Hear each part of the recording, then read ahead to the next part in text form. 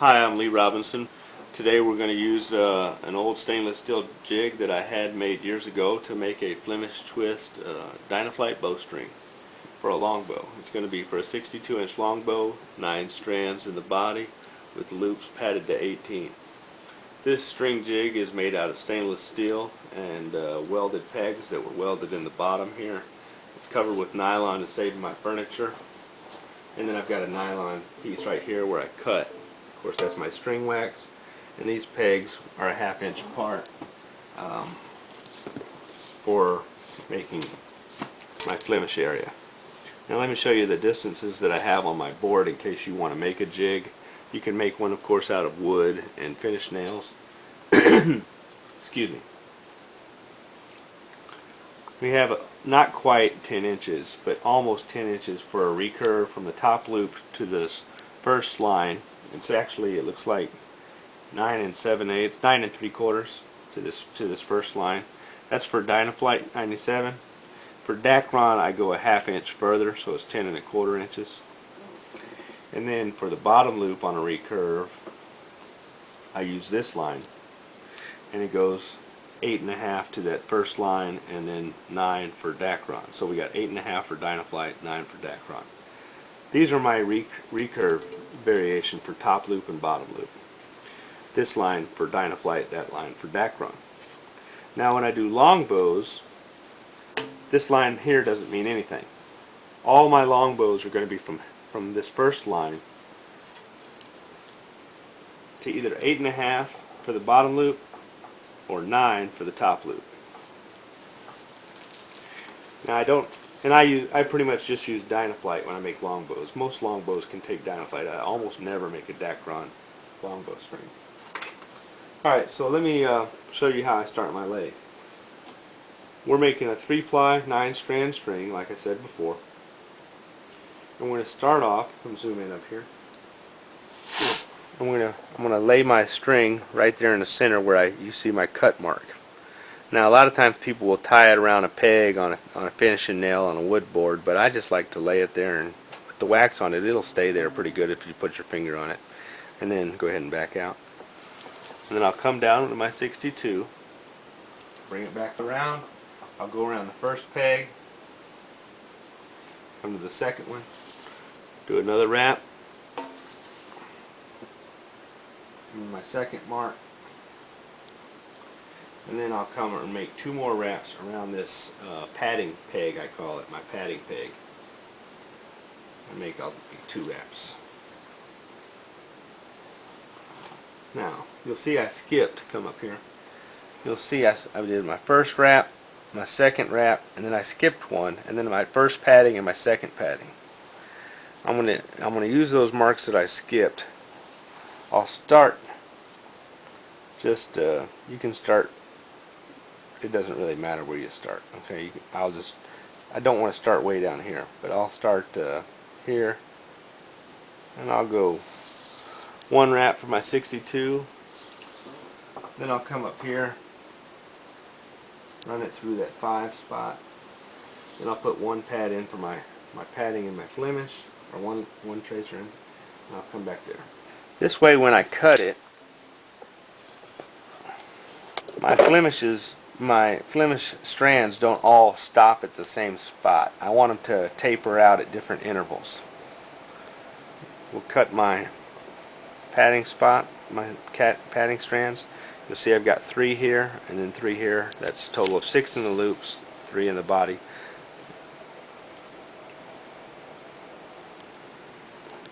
We'll put a little wax on it to hold them in. You don't have to use a lot with Dynaflight. With Dacron you have to use more wax, but of course with Dacron you don't have to pad your loops either. So twist that up so they'll stay in there. Do the other end.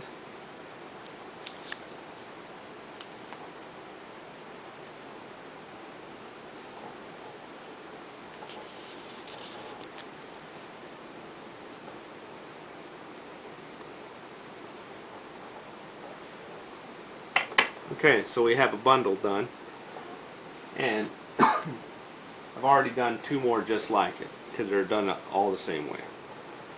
I'll put those line up all the ends, lay it on this longbow peg top loop, all the ends there, and then bring them down to my longbow line.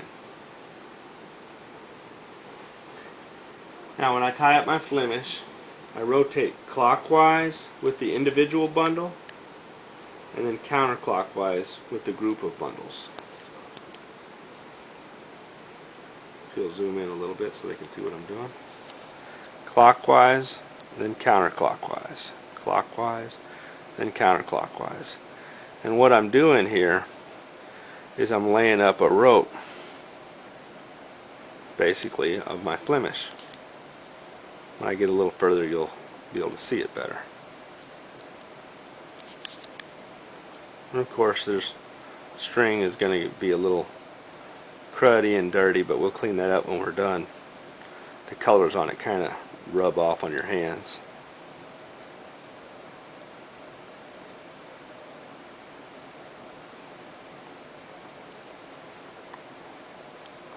And now you can kind of see what's going on. Now that's plenty for a top loop on a small skinny longbow like we're making here today for what this string is for.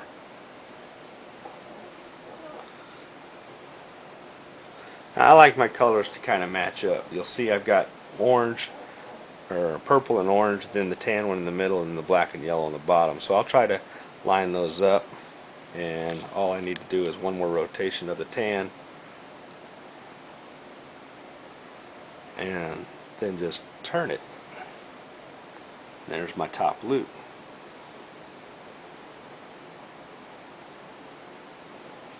Now the next thing I want to do is I want to take all these twists out of this tan section and the tan section.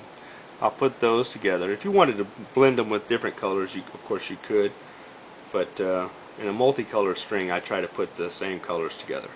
If I was just doing a two-tone string or a two-bundle, then I might have them go different ways. Now we're going to do the purple and orange one. Pull all those twists out, straighten all these twists out, lay those together, and rotate them up as one bundle, one unit. And now let's do the black and yellow. We're going to take those twists out, take these twists out, lay them flat.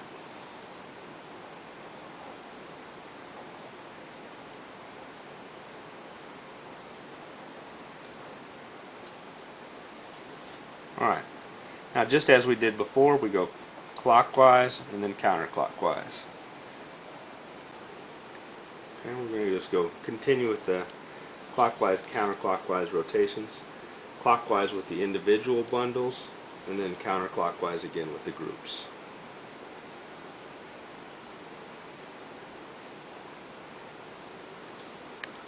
We just keep working our way around until we get to where these tail ends are all covered. Occasionally your string's going to get twisted up like that. You'll just work those twists out. Here I'm getting up my last pieces. See that little piece sticking out there? I'm getting down to my last ones, and we're going to get all those in as best we can. If there's any sticking out, doesn't matter. We can trim those up with fingernail clippers if it bothers you when you're done. Alright, so we've got them all in, and I want to go about another ½ inch. Maybe you could go an inch if you wanted to. Why I prefer a 3-ply string. When this is on your loop, of course it lays down in there like so. And by using, every time you shoot it, it's boom, boom, boom. Of course I'm exaggerating it here just so you can get the idea, but every time you shoot it, that loop is impacting the bow. And it's creating pressure points on these on this loop into that string groove. Now if you look at some old 2-ply strand strings on an old bow, sometimes you'll look in here and you'll actually see dents where the bundle has dented the different bundles have dented the bows. In an 18-strand string, each bundle has 6 strands here. In a 2-ply string, if you had 18 strands, each bundle would have 9 strands. Now it's not perfectly smooth. There's little, ropes basically from wrapped around each other in this flemish. And the bigger the ropes, the bigger the peaks and the valleys, so to speak, between each bundle. I want that to be as smooth as possible, and the way to do that is to minimize the size of each bundle. So by using a 3-ply, my bundles are a little smaller, and it creates more contact with the bow, which prevents pressure points, and that will increase the lifespan of the bow. That's why I like 3-ply string. On a Dacron string, two bundles is certainly sufficient. That as we laid up this flemish, we actually got twists in the body of the string, and we need to take those twists out. And since we're going to make a second loop, we're actually going to put more twists in it. We need to take those twists out before we actually put them in, because once we do the second loop, we can't take any twists out. So we need to take those twists out by countering the string one time for this loop, and then continuing another roll for the second loop. And that's what these counter twists are about. So to do that, I'll hold this down here with my socks, or if you have clean shoes, that's fine. But you certainly don't want to hold your step on your string in a bunch of sand and get sand in it.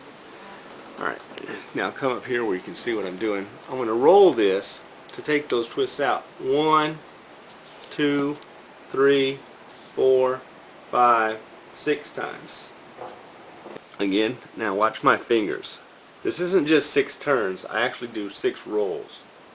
1, 2, 3, 4, 5, 6. And the last one. 1, 2, 3, 4, 5, 6. That removes any twist that we put into the body of our string when we tied up our first flemish, and also removed any twist that we're fixing to put in it from our second flemish.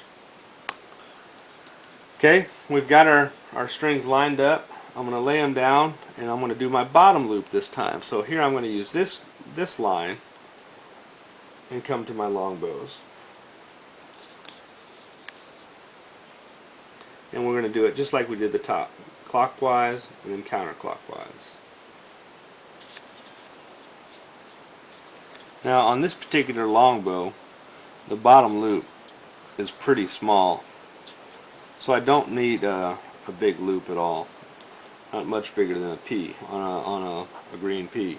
On some longbows, you're going to need a bigger loop than this.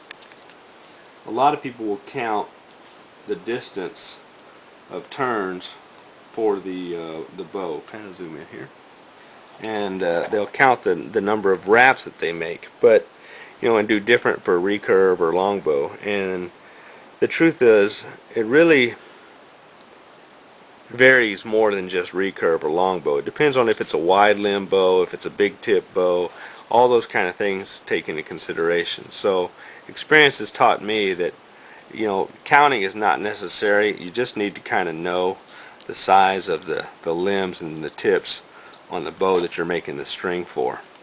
And this is more than adequate for the bow that we're doing. So we're going to go ahead and fold that up, make a small loop for the bottom loop. That way it'll stay on the bow when the bow is unstrung.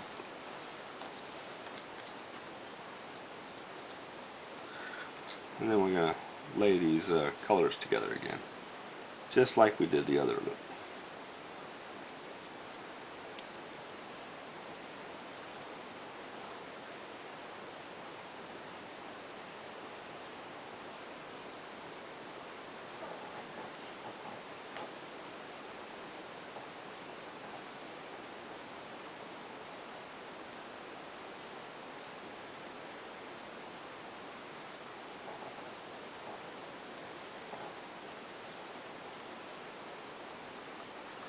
Clockwise and counterclockwise. We're going to stop the video for a minute because we're just going to keep doing this until we're done.